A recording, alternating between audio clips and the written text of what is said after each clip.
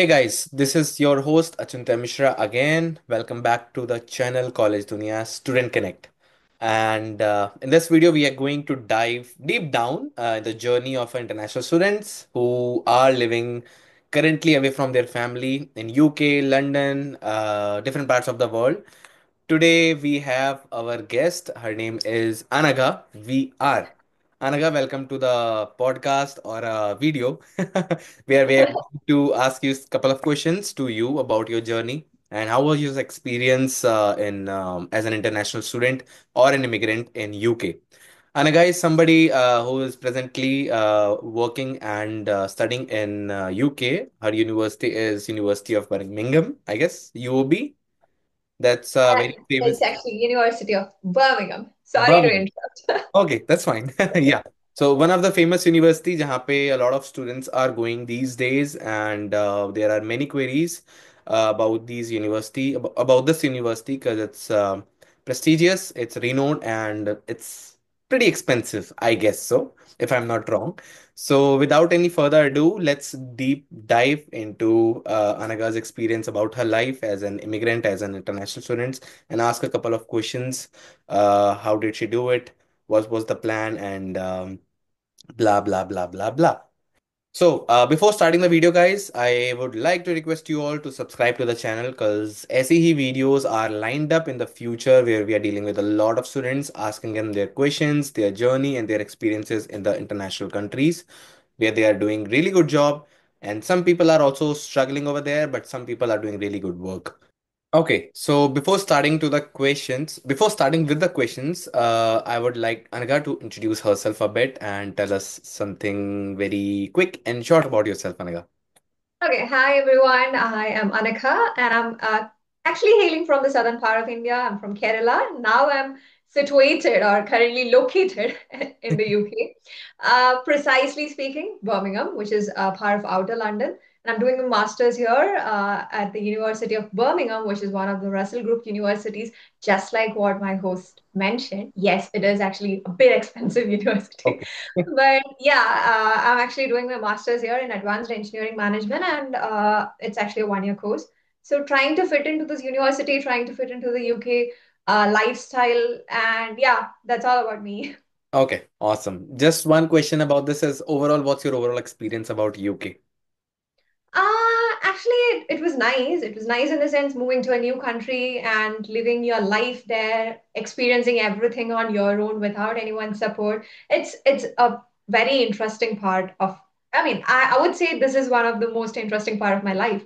It's a very nice experience, living here, building my life here, experiencing all struggles all alone, experiencing all happiness all alone. Okay. So yeah, it's actually a very wonderful part of my life, a good chapter to remember. Mhm. Awesome. Okay, let me start with the question rounds then. Yeah, sure. Okay. So, Anagha, my first question to you is why this particular country, London, and why not just to settle in India with the studies? Okay. Well, that's actually a very tough question to answer, to be very frank and honest with you. Mhm. Because India do have a lot of prestigious institutions, but I just wanted to experience. I wanted to move to another country during my bachelor's as well, but my parents told me, complete your bachelor's here, then you can go abroad, you can study your master's there. That was my first reason. And coming to my second reason, if I choose any other country which is not an English speaking country, then I'll have to learn the language and to fit into that place, it's a bit tough. It won't be that easy and it'll take a lot of time. I do love learning new languages, but I just realized the flexibility of having a good command over English and moving to an English speaking country, it'll help me. I'll be able Mhm. to fit into that place. I'll be able to convey my almost all my feelings and my emotions to them more conveniently rather than speaking in German or French. Oh my God, Mhm. I can't even imagine it. It's Oh. been very hard to learn that language. Okay. It's very hard. I tried. Mhm. I honestly, I tried. I tried to learn French. I tried to learn German, but I realized, okay, these are not my cup of tea. I'll go to UK. And even most of the prestigious institutions are here in the UK, and UK is very famous for its educational and cultural history and background. And even the connection with between India and the UK was another basic reason. The international relationships between both these countries and being a Commonwealth nation, it's a bit easy for Indians to be part of the UK and the UK educational system. Uh, Maybe that was my basic reason for choosing UK as my study destination. Yeah. okay. So basically, this was the reason not choosing any other country than UK also, right? Actually, I had an interest to moving to Germany because I actually did my bachelor's in mechanical. Okay. But then this thing, most of the master's classes, master's lectures are in German, which will be German. very Yeah. hard for me to Got it. understand because it will be tough for you if you For sure. don't have a good command over the language.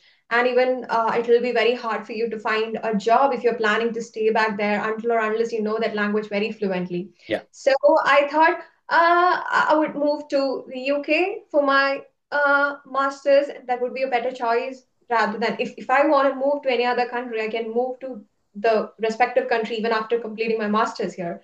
And another specific reason is a 1 year master's program which UK offers. Is I'll only have to spend 1 year for my master's Hmm. degree. But if it's in India or if it's in some other country, it will be a 2 year program mostly. Oh, okay. So this was another reason. Yeah, that's it.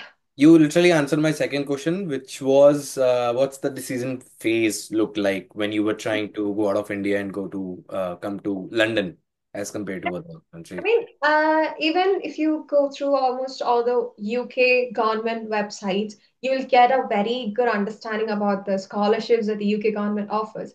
And India being a Commonwealth nation, you can even apply for a Commonwealth scholarship. And even the most of the scholarships are there for Indian students. I That's didn't apply for any, but I know that that might be the next question that you hmm. have in mind for me. But Okay. I didn't apply for any because I was running out of time, so I didn't apply for any of them. But still, that was another reason. Initially, when I started, I thought that I could apply for some of the scholarships. So I thought of choosing UK as my study destination rather than choosing Germany or any other country. Hmm. And the expense part as well, because US is more expensive when it's compared to the UK. Yeah. So the financial reasons, due to all these financial situations, also I chose UK. Yeah, Okay. that's it. Let me add a very small semi question, which is was it easy for you to decide between UK and America if that was the case? Uh, yes, actually, I didn't want to go to the United States for Okay. my bachelor, so that was Okay. not at all a part of my plan. Okay. Uh, and the country which I was focusing more was UK and Germany. It was just a decision making. The decision making was just between UK or UK Germany. and Germany. So Okay. So your I decision was ultimately easy. I chose Okay. Germany. Yeah, it was pretty easy because Okay. you only had to choose between two countries. Yeah. Got it. Okay. Awesome. I have another question. The same question that goes around, the same question, second question, which is the decision phase. How was your family at that time, and what was their opinion and thoughts, and your friends' opinion and thoughts about choosing this country, choose that course? Okay. So basically, even my parents, to be very frank, my parents didn't want me to move to another country to do my master's as well. But still, my father, he is actually an voracious reader and he's more interested into literature and stuff. And Nice. he's a very, he holds an account with the British Library. So he's very much into this UK culture, UK system. And he was Hmm. the one who told me, better opt UK rather than going to Germany because you will have a lot of opportunities there and even we'll have a kind of since we have an understanding about the place in the sense the British culture is something different and they'll accept you. Hmm. So that will be a better choice for me rather than going to Germany. That was his part of the his role actually in my decision phase. So he was the one who suggested me to move to the UK rather than going to Germany. What So about yeah, the course? The course you said about you. the course, it was actually my own decision because Okay. I wanted to do a course in management, Hmm. but I just didn't want to do a proper business administration kind of master's like an MBA. I just wanted a blend of engineering in it, so I chose engineering management, and I have so some of my seniors who I knew some of my seniors who did the same course. So that their guidance was also helpful because they told me, okay, there is this course like engineering management where you'll get an idea about it is actually a blend of engineering and management. So Oh, that great. was something that I wanted, a blend of engineering and management And rather than a proper MBA. hmm. So the course just aligned with my vision, so I chose this course. Awesome. Awesome. Okay. Going to the next question, very important question everybody wants to know about your college or the university, UOB. I have seen a lot of people, a lot of influencers putting this UOB on their bio on Instagram, why it's so famous. And also, I want to know what was your accommodation experience. Were you living alone, sharing, kya tha? So give us a detail. Okay. So why UOB? I already mentioned UOB is actually a Russell Group university, which means it is one of the very old, famous university, which is having a lot of history behind it. So Mhm. that was the first reason why I chose UOB because I didn't want to pursue my master's from any young university, which is there are actually young universities in the UK which offer you the same course, but the course uh, it might help you, but the certificate won't be that valid. When you Okay. go to an international market, Yeah. it won't be that beneficial to you. So UOB I chose UOB because of the university ranking, the academic ranking, and all. Because I used to refer Times Higher Education, which gives you a university ranking, course specific ranking. So I wanted to study in a top 100 university which was having a top 100 ranking in the whole world. That's nice. So UOB was one among that. And there were other Russell Group universities to which I applied, but UOB being part of Outer London, it's not that expensive when compared to other Russell Group universities because the living cost here will be comparatively less when compared to other universities. Okay. And another reason is as the Russell Group universities ranking goes higher and higher, as in if you move to the top five universities, the cost, the tuition fees, and the expenses will be very, very high. As in, we won't be able to deal with a very huge expense that universities demand us to pay. Hmm. Uh, there was another reason why I chose UOB, and University of Birmingham had this course which I wanted, which most of the other Russell Group universities didn't have. So that was another reason for choosing this college. And the overall experience here is very good because University of Birmingham is having they do have another university campus in Dubai as well. Okay. So even if I don't find a job here, I could go and settle in Dubai as well because Hmm. I'm a University of Birmingham graduate. That's So nice. that is another reason. And the tagline, UOB, just like what you mentioned, the Yeah. tag is Yeah. another basic reason. Just like I am graduate, having a tagline like I did my bachelor's or my master's from Okay. UOB. That was another reason. Do you And do you know the area, like do you know the footprint of the university or the intakes of the students per year? And also talk about the fees. How much fees? Like when we talk okay. expensive.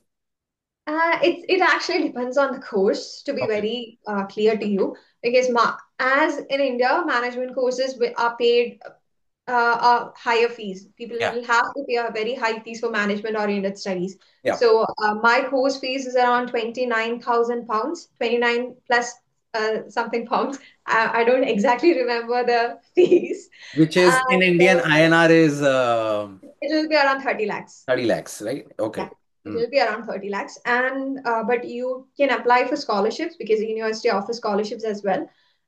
So after all these, I'll have to pay around 25,000 pounds, which is around 26 lakhs after the scholarship thing and all. And it depends on the course, but pure engineering courses, maybe it's like for 10,000 pounds. It depends on the course actually. Okay. Management oriented courses, we have to pay a very high fees when compared to the normal engineering courses and all. University of Birmingham is having a law school, they have medical school, they have engineering school, they have management business school, and even arts. And yeah, almost it's a university, so Hmm. you can. That's a big Uh, campus yeah, it's encompassing a it's a lot very of big people. campus. It's a Okay. very big campus. Even I haven't completely seen the whole outskirts of the university, so I haven't explored the university in full. Mhm. But yeah, this is it. It depends on the course, and they increase the fees every year How many as well. students? How many students are there with you? I am actually not aware of the number of students, but my specific course, it is having around 250 plus students, my Oh, master's course. So maybe that oh, might be the count for every subject. oh, okay. So are they mixed communities or different communities? Like, Yeah, okay. Most of the students here, it's just a majority of the students, especially doing masters. Bachelors, it's different, but masters, most of the students who are doing their masters here are international students. It's hmm, just I okay. only have two or three Britishers in my class. Other than that, most of them are from around 50, not 50, just 40% is from India, different parts of India, around 50% from China, Oh, and the remaining 10, it's just a blend from different places. got it. So, and only three Britishers in my There's course a, out of the 250 students.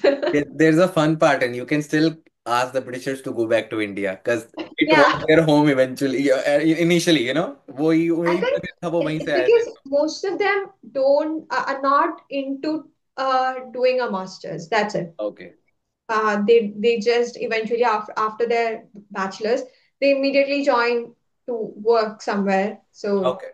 they are not into this thing. Maybe I'm not sure, that's what I understood, because Mhm. most of the master's courses, the number of British students are very less compared Uh, to other community, but there okay, are students who are doing it. And there are some, this my course is having a full-time as well as part-time thing. So there are few students, I mean, British students who do the part-time thing, which is a 2 year course, but okay. full-time is just a 1 year thing. So there are students, but I was talking about the full-time, I mean, my course. So it is having a representation of around 250 students, and mine is actually a mix of around five subdivisions, which is because engineering management itself is divided into five different pathways. So this 250 is actually the combined strength of all these five pathways. Got it. Let's talk about your accommodation. How's your experience? Okay. Like, what's your experience, and are you living alone, sharing, or what's the sort of expense per month? Yeah, okay. So accommodation, I actually live in a university accommodation. They Oh, call it university halls. okay. So mine is a university accommodation, but there are I know people who live in other accommodations as well. But I actually it wasn't actually very tiring for me to find this accommodation because my accommodation is just opposite my university, so it's just a Oh, 5 minute walk. okay. And I applied it through the university portal because the university is having university accommodations as well as partnered accommodations. Partnered student accommodations are comparatively cheaper than the university accommodations, and mine, being very close to the university, it's a bit expensive. It's actually 180 pounds per week. So it's a bit expensive. They do have accommodation starting from 135 per week. University accommodation portal, you can apply through the university accommodation Okay. portal and you can choose your accommodation where you want to live. They have different villages. As in, I live in a village called Selly Oak. Oh, They have a Vale village. They have city accommodations. It all depends. They have different accommodations, and even there are people who take rent out homes through like Amber Student or through other websites. But even Spare Room, some people use Spare Room. That's another website to find accommodation rooms. Uh, they some people use those as well. There is a chance if you don't know the true scenario here, there is a chance that you might get tricked. got it. So it's better you follow a trusted thing. And even few of my friends found their accommodation through their consultancies as well. They Hmm. do have partnering here, so they might help you find accommodations as well. Most of the consulting firms, they have the student consulting firms, abroad study consultancies, they do have connections with accommodation partners here, so they might help you find accommodation. In addition to that, university itself, most of the universities have an accommodation portal through which you can apply, and it depends. As in, mine is actually an ensuite. So, but my flat actually, there are five people here. Mhm. And since I mentioned, I hope you remember, I just told you that my class strength is like 50% Chinese, Yeah. 40% Indian. Yeah. So most of my flatmates, not just most of my flatmates, all of my flatmates are Chinese. So I stay with five people. Four of them, I mean, including me, five people. Four of them are Chinese, and mine is an ensuite. I have a bathroom in with, I With mean, the personal bathroom, attached. a Okay. public bathroom. It's not shared, Okay. but we share the kitchen. Hmm. So in certain accommodations, some accommodations it's like shared bathroom, shared kitchen. Yeah. There are certain accommodations that provide a private kitchen, private bathroom, and a personal room, studio type of things. Yeah. Got it. But mine is actually an ensuite with only a private bathroom, not a private kitchen. So yeah, that's how it works. And even you can choose small rooms or large rooms. The university halls do have that kind of thing as well. You can either choose a small one or you can choose a large one. You get allotted to once you apply through the portal, you get allotted to the a specific accommodation. You Hmm. can either accept it or deny Decline. and look for another. Yeah, Okay. that's how it works. That's a good system. That's a good system of accommodation. Okay. Yeah. Awesome. Awesome. So the third question will be, what was your take for the English test? What was the proficiency test? What was it a requirement to get into that particular university? And मतलब क्या था उसके बारे में जिसके वजह detail. Yeah, okay. Actually, my course didn't have an eligibility criteria as in IELTS was required. But I just wanted to test my proficiency and I just gave the test because most of the courses are having course specific requirements. It depends on the course that you're applying for, it depends on the university or the college that you're applying for. Because some colleges or some universities require 6.5 and more. Mm-hmm. Some universities require 7.5. But if you have 90% above for your pre-university, some colleges don't require any test. Mostly they ask you to undergo either IELTS or Pearson's English test. And there is this UKVI related IELTS, which is different from the normal IELTS. Is there's IELTS UKVI, which is specifically for the UK, which Okay. is different from the IELTS. There is some kind of difference between the UK VI IELTS and normal IELTS. And also, it depends on the university and the course that you're applying for. Some universities or some colleges, they even have section wise cutoffs, as in you need to score 6.5 band for this listening, or you need to have more than 7 for writing. So each university, it is actually university specific. And also, if you're applying for any scholarships or any such kind of things, they do require IELTS. So it all depends on the university, Um, college, the scholarship criteria, because scholarships do demand your IELTS proficiency certificate. oh, so But basically some, from a immigrant or from a immigration point of view, the IELTS or English proficiency test is not a requirement, right? we can't say that it isn't a requirement, but it will become a requirement if you don't have a very good score in your pre-university scores for English.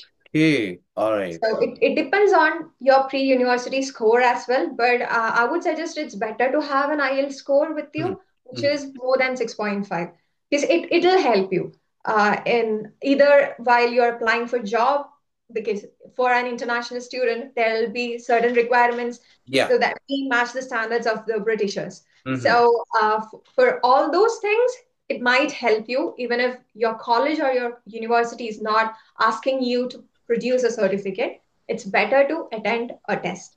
Oh, okay. Okay. That's what I would suggest. So what I'm trying to formulate here is that in just like in Canada, I'm in Canada. So यहाँ पे IELTS is a big thing. Like it's a big Mhm. how Yeah. was like oh my God, IELTS, IELTS, IELTS. You have to need a good score to pass the immigration or to get a visa for your study permit Mhm. or whatever. But I don't think this is the same case in UK also, right? As you said, it Few requires of the, very. sorry, Komal, but a few of the medical courses do require IELTS because they have these practical sessions going on in the hospitals and all.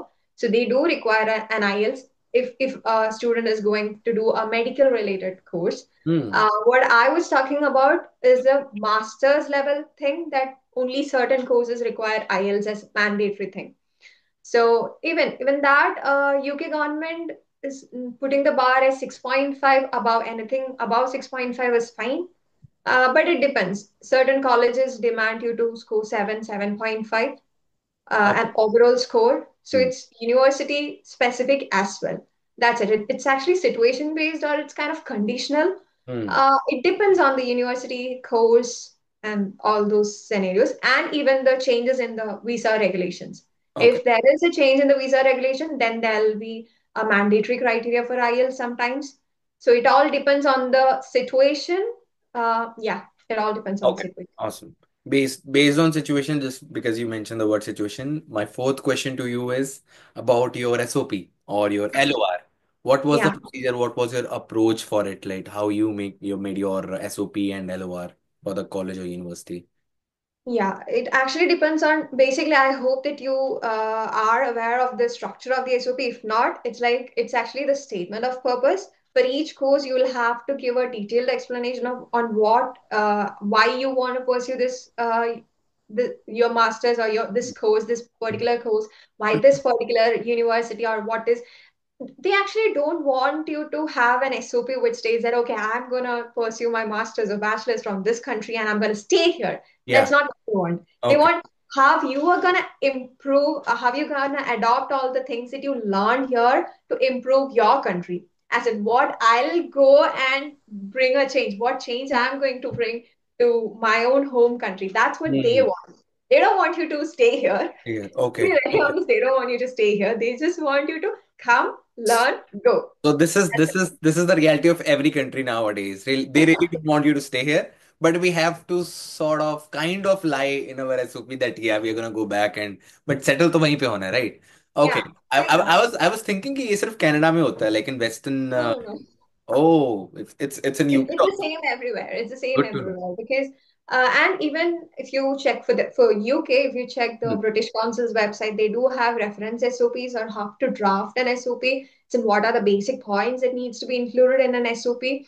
It should have a detailed explanation of who you are, what you want to be, why this course, why this country, why particularly this university, how is this course going to benefit you in the future, Hmm. your country in the future, what are your plans after completing this course? Are you planning to stay here or are you planning to move back to your home country? If you're planning to move back, what are the changes that you're trying to implement in your Ah, country? cool. These are the basic things that they want in our SOP. Okay. Okay. So, and they do have a word count or a word limit for most of the universities. They have an elaborated section which is dedicated for it, mentioning all the criteria and what needs to be included in an SOP or the word count, the word limit, and all. And plus your LOR, the letter of recommendation Okay.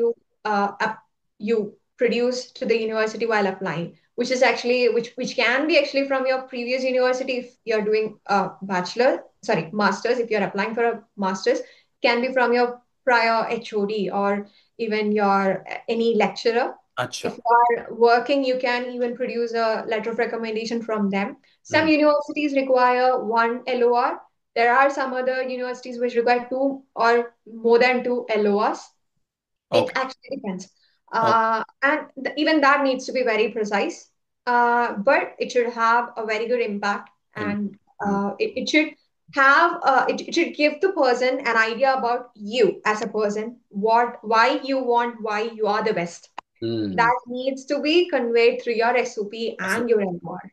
you made it yourself, right? Nobody helped you. Yes, I made it myself because I love content writing, so I Oh, did that's it. nice. So That's yeah. okay. Awesome. Awesome.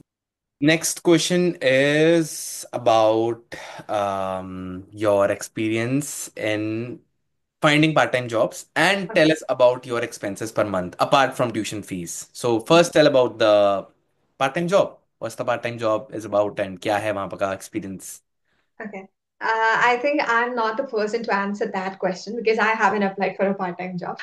Because I actually didn't want to spend my time doing a part-time. I just want to focus more into my academics. And Huh? I didn't have the thought of staying back in the UK, so I didn't look for part-time jobs. But I would suggest most of the universities are having university-specific part-time jobs. And even my university, they do have a work link. Work link is actually a website, Mhm. university specific website where they post almost all the openings in the university, part-time opportunities. But I have actually done a freelancing kind of part-time with one of the research firms here. But it was just a 2 month thing. That's the only part-time that I did. Other part-times, as in, so there are certain people who work at KFC Yeah. or McD, but those part-times are all like you'll have to apply through their official website, their careers page. Then you'll have an assessment. I said here everything is having the assessment. Like you have to attend an assessment, you will have an interview, you have maybe two rounds of interview Super. just to serve there in KFC or McD or any such kind of fast food delivery services. Mhm. So that's how it works. And there are certain people who just go into a shop, they just give their CV, and which is not having any franchisees. So there Right. are certain jobs like that as well. And maybe some people try to find job through LinkedIn. Some others use Indeed, which are helpful. And this is it. The university websites, because the university part-time jobs will be more convenient because it will align with our study time and Study all. and schedule. So yeah. But is it So easy that to will be find more part-time jobs in convenient. UK or no? Like just in Canada, यहाँ तो बहुत बुरा हाल है jobs का. Is it the same in UK as well? Like people are struggling Uh, to find the jobs or no? it's actually a bit hard, and it's a bit hard because there are a lot of students here, international students Hmm. especially. Okay, So there will be a tight competition in every field. There will be competition. for sure. So it's a bit hard. And if you are there is the seasonal jobs as well, as Okay. in during the Christmas vacations and all. We have this time limit of only 20 hours per week during our. We are only allowed to work 20 hours per week during our term time. Yeah, yeah. So we can't work beyond that. Hmm. So due to this limitation also it's a bit hard to find job. Mhm. And also this there are a lot of people here, Hmm. so every year a lot of students come in, and it's a bit hard to find job. The job Okay. market is not that tough, but it's a bit competitive. It's a bit Competitive. Yeah. hard to find job. Yeah, that's it. Usually, what's the time? Like, just to submit up, wrap it up, use the what's the time? 2 से 3 महीना लगता है to find a job. 6 महीना लग जाता है. साल. Actually, it depends on where you're applying or when What's you your start approach? applying. Because Okay. there are certain people who come to this place even 2 or 3 months before the course actually begins. So it will be easy for them because during that time, if there is an opening, the competition will be comparatively less. And there are some of my friends who recently landed in a part-time job. As Hmm. in, I've been here since last September, and they only started working since March or April. So it took them that long. They Oh. have been applying from September, and they only got a job last month. So Hmm. it depends. It actually depends. It takes time. And if you, certain people, if they have experience, they find it easy to crack a job. But Okay. that's that can't be like if you have experience, you will get a job. It's not like that. It depends.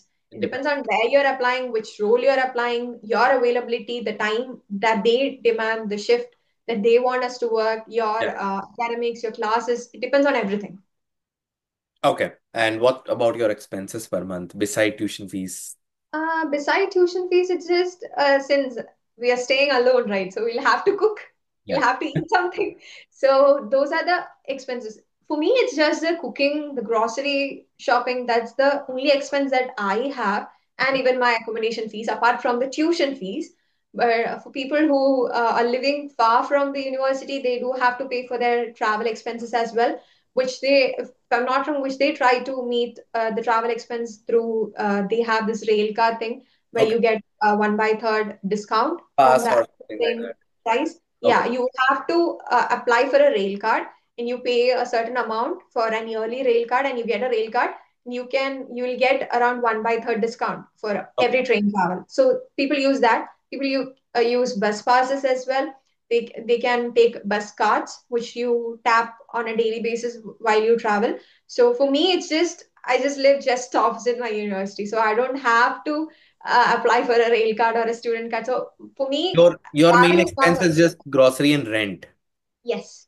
How much are you paying for it? Both? Like in Uh, rough idea per Actually, month? since like I mentioned, I live in a university accommodation, and it costs me around 180 pounds per week for my accommodation. Okay. And for other expenses, it depends. It depends on the month, actually. It depends on how often I go to a shop, how often I go buy something, and also this impulsive buying thing. If Yeah. I control myself, okay, Got it. don't buy unnecessary stuff, then the expense will be under control. If I go for impulsive buying, then yeah, it can go high. But still, the grocery shopping expenses and all, It for me, it's just 100 to 200 pounds per month. I don't know why, but it's just that low. Okay, got it. Awesome, awesome. Okay, Anagha, talking about the part-time jobs again, I would like to mention one more question. Is it enough to do 20 hours, 24 hours of part-time job and still able to manage the next semester fees? Because a lot of students are in this notion that they are able to manage their fees by doing part-time jobs. But what, according to you, is the reality? Is it enough or no? Actually, I don't actually know, but still Oh, the okay. part-time payment is like 9 to 13. It can be anything between 9 and 13, depending on the job that you're doing, the shift that you're working on per hour. 9 and 9 13 pounds. 9, simply 9 to 13 pounds per Okay. hour. Oh, It can vary. It depends on the shift that you're working on, the job that you're undertaking. It depends on all this. okay. But I don't actually think that you will be able to manage the tuition fees kind of thing, because the tuition fees is a very huge amount. But you might be able to manage your living costs there, and even you can pay your accommodation. So the living cost can be managed, but I'm not pretty sure that you'll be able to, until or unless you get a very high paying Mhm. part-time job, you won't be able to manage your tuition fees. Maybe you might be able to repay if you have a student loan or something, you'll be able to repay the loan, but I'm not sure that you'll be able to pay the tuition fees, because during the term time you only have 20 hours Okay. work per month. So it is only during the Christmas vacation or during the summer break or the winter break that you will have time to work full time. So Oh, until or unless this break, you won't be able to work the whole time. So it depends. Just 20 hours per week, and which means around 80 hours per month. And if you're only getting, say, let's take 10 pounds per hour. So if it's 80 hours a week, or sorry, 80 hours a month, it will be just 800 pounds, yeah. which won't be able, which with which you won't be able to Exactly. manage the tuition fees. But you can manage the other expenses, the living cost and anything for your entertainment or things Hmm. like that. Okay. But I don't know. I mean, I haven't tried it, so I'm not an expert to judge based on that. But Okay. still, I think it's my personal opinion that I think that they won't be able to make up for the tuition fees, but the living cost will be covered. Okay. Yeah. So you can only survive on the part-time jobs and not can just add up and sum it up and collect it for your tuition fees, right? No, because legally it's just 20 hours work. There are certain people who work more than that. There are people who do that illegally. Hmm. And but all this are accounted. This is being Okay. accounted Yeah. since the money Yeah. coming to your account, they Yeah. are having a check on it. Hmm. So since it is accounted, there is a limit, but you can do it if you get paid by cash, then there is no account of it. No, There obviously. are chances Yeah. of people Mhm. doing it illegally, but Okay. legally, it's Mhm. not appreciated, much Got it. appreciated. Got it. Got it. Thanks for clearing this out because a lot of people think that they'll go there, they'll do part-time jobs, and they'll be like all set up for their next semester fees. They'll be able to pay off their loans, debts, and everything, buy a new fancy car, phones. And I pretty much feel that it's not truth of Yeah. any country मतलब until unless it's in India में आप ये सब you can still do it, you have parents, you Yeah. have family, but as an international student I don't think so it's possible unless you are doing again the cash jobs or selling drugs. I don't know. So yeah, but yeah, thanks for clearing out. Yeah. Awesome. It's good to have such clarity about UK because Canada के हिसाब से UK is also not that different because I was thinking UK was different. Coming to the second last question, Anaga, is about the full-time job, the career-based job, field job. What job you are doing or what sort of job your seniors, your colleagues, your peers are trying to get into. What's their CTC? कितना उनका एक monthly or annual salary average base रहता है and yeah, let's talk about it. Okay, so initially when I came to the UK, my plan was just to stay. It was 50-50. I'll search for a job. I'll try to find a job within September, which is my course end date. Within September, I'll try to find a job. And if I find a very happily settling job here, then I'll settle here in the UK, or else I'll just go back to India. But now things changed. If it's like I'm going back, I'm done with the UK, I'm going Oh, back to India. you're So, going. but still, I've tried. During my initial days here, I've applied to a few job opportunities and openings, but couple of I even uh, gave couple of interviews as well, but the UK job sector is different. Different Mm. in the sense you'll have to go through a 6 round or 7 round filtering Yeah. stage where you will have an initial screening test. First, your CV gets screened, then you have an initial screening test. Then after that, you have a series of interviews, like maybe a technical interview, an HR interview. Then you have to give another test. So the whole process is like a 6 to 7 stage procedure, which is not the case in India. It's just a 3 step process. Done. You submit your CV, you give a test, you give an interview, all said, you get a job Yeah. offer. But Yeah. it's different here. And a few jobs which I applied during the initial time of application, they didn't even mention that you need to have a residence. You need to have 3 or 4 years of residence here. You need to have residential clearance here. But some jobs are like that as well. And there are certain jobs which offer you visa sponsorship. There are some jobs that don't offer visa sponsorship. Mm-hmm. So until or unless you get a visa sponsorship, it's a bit hard to survive here in the UK since the new policies have changed. Some companies, I'm not sure whether all the companies are backing off from providing visa sponsorship, but there are some companies which are not, which is still they are not sure whether they can sponsor your visa or not. So that's one scenario here, and also the PSW. They changed the stay back period from 3 years to 2 years. Now it's 2 years. Like after you complete your student visa, you'll have to apply for PSW, which is for another 2 years. Mm-hmm. Within the 2 years, if you don't find a job, then okay, bye, Tata, UK, Oh. you're going back. That's the case. But now another visa regulation has been implemented, but I'm not sure about the new update regarding the visa regulation. But there is something which this PSW thing has to deal with. And so finding job is not difficult, it's competitive. Just like what I mentioned for the part-time role, it's competitive. If you want a visa sponsorship, then it can be a bit hard to find. Yeah. Yeah. If you want a specific course specific job, it's a bit hard. Some jobs they don't actually require or they don't actually demand a what experience, but if you have experience, it's a plus point. And most of my seniors as well, I do remember some people telling me that okay, we didn't actually find a full-time job that matches what we studied, our course. There are certain things like that as well. You study something else, you do some other works, it can be a totally different thing. And even the pay scale, it can vary. It can vary from 20,000 pounds per year to 35 or 40 pounds per year. But it's very rare that you get a 40 pounds per year job initially when you first land into a full-time job. But it depends. It depends on the job. But mostly, most people try to apply for a job here because of the flexibility. Mm. The work culture is different from the work culture which we have in India because Yeah. I have worked back in India, so I know the work culture there. So it's a bit different. That's what people say. I haven't worked, so I don't know, but still, the work culture is also different. Is And it this good is or the bad thing. when you say different? Uh, People say it's good. It's good here because Okay.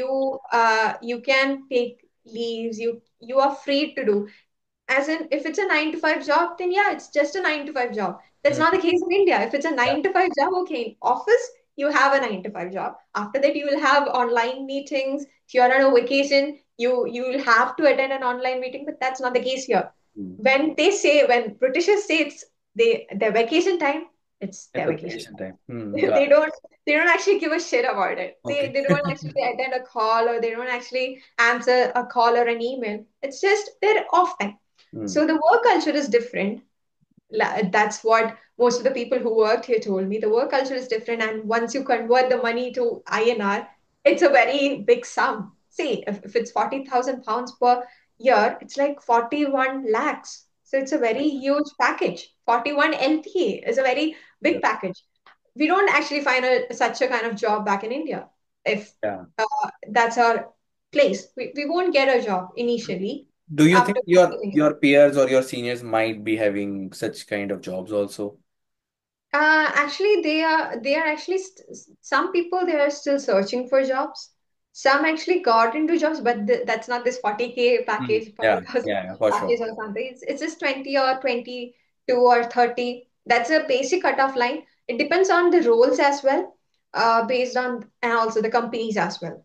Mm. If you are applying for very reputed institutions or very high-paying MNCs, then the Yeah. pay scale can be different. So it depends on the company as well and their company policies, their visa sponsorship. For example, Jaguar is having this.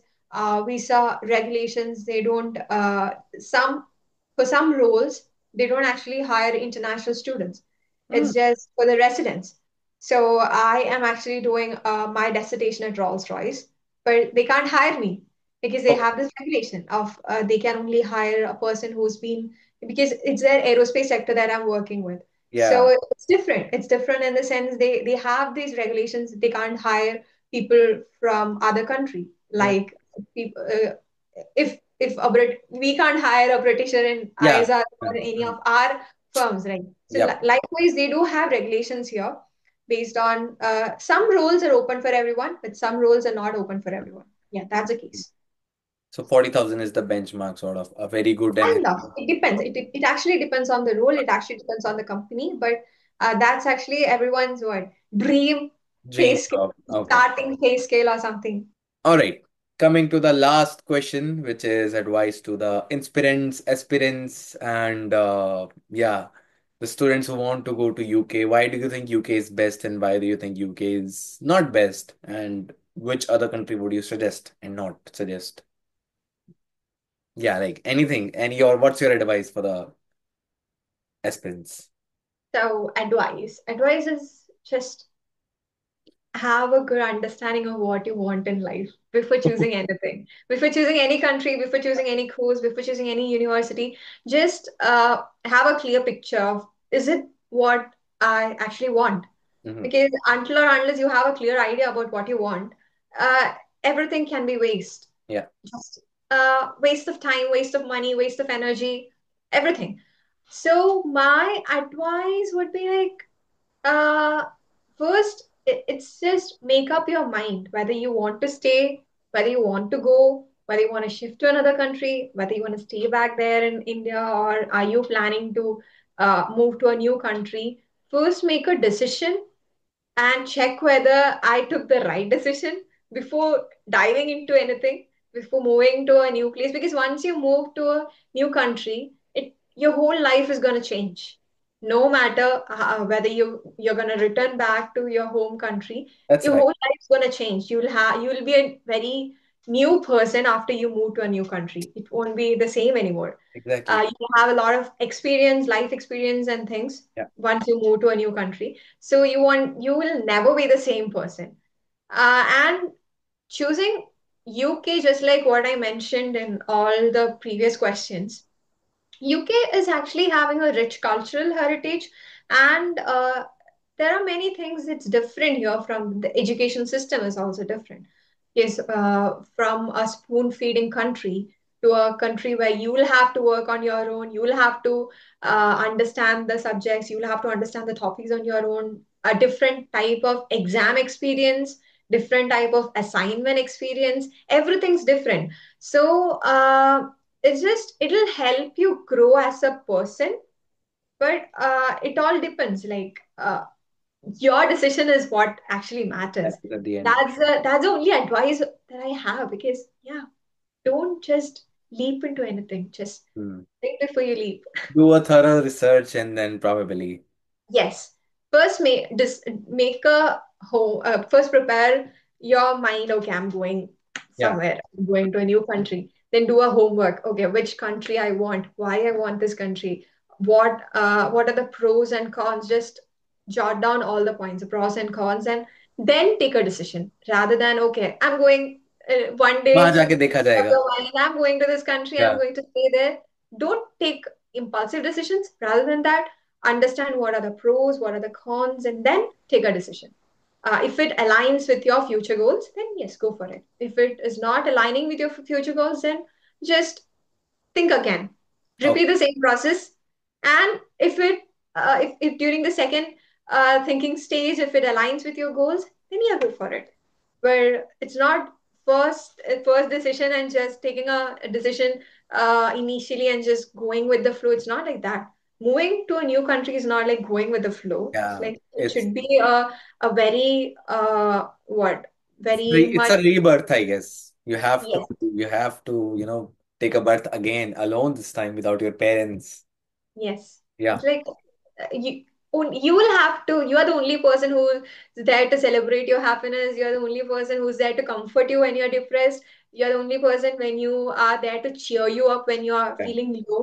So Yep. it's like living your life on your own. You will have to go buy the grocery, you will have to cook, you will have to wash your clothes, you will have to Everything. study, you will have to manage everything. Like you literally have to manage your whole house. Yeah. So it's different. If when Uh, we are with our parents, it's different. We just simply sit on a couch, and every time food comes just in front of us, our yeah. mom cooks food for us, or our dad takes us to the uni or college. They pay us every month. Okay, here's your pocket money. It's being there in your. They send money to Mhm. your bank accounts. It's different. Once you move to a new country, it's different. It's Totally. not the same anymore. Yeah. But So think before you do would you something. suggest somebody who's trying to or planning to go to UK in 2026 or 2025, would you suggest them to go to UK? Particularly UK, not talking about any other. Uh, First thing I would say is just keep an eye on the visa regulations Okay. and the government policies because no matter in which country you're going, the government policies and the international relation might change at any moment. Hmm. So if a war breaks, you can't do anything. Exactly. You, Yeah. you'll get stuck in that place. So you are just a second person in a new country. That's not your homeland. That's not your home country. So every country is having. I mean, no matter to which country you move, there is a risk associated with it. Your life is always riskier until or unless you get a PR in that That's right. country. That's You right. can't be certain of anything. They can be anything can happen. Like the pandemic happened, anything can happen. So before moving to a country, just have a good understanding about the government policies, their relation with our country, whether there is any threat to the international relations. Because if something happens, you will be the only one to suffer. You will have to suffer a lot. So before taking decisions, have not just do no, you'll have to have a research on everything, not just the college, not just the subject, but also about the country. Study in depth about the country, their policies, their regulations, rules, everything before moving to no matter to which country you go, Yeah. have a very good understanding about the policies. Makes sense. Well, thank you so much, Anagha, for all such deep, full insights about your experience and your yeah, personal experience about your journey in the country. I know it's really hard to be an immigrant and an international student, especially along from your country. But yeah, thank you for it once again. I'm pretty sure this is going to be very helpful for the viewers and the people and the students who are planning to go to UK in 2025, 2026. In fact, any country. We are all just immigrants, and there's bunch of things that you can learn from our story, and we can learn from their story. So thank you once again. And guys, if you haven't subscribed to channel, just please do it because this motivates the whole team to put back and bring all such insightful videos. And with this note, let me just end the video. And Anagha, once again, just gracias, merci beaucoup, and I don't know what they call it in German, but yeah, thank you so much for it, and hope to see you next time in another video doing another insightful session with you. And that's it. Thank you.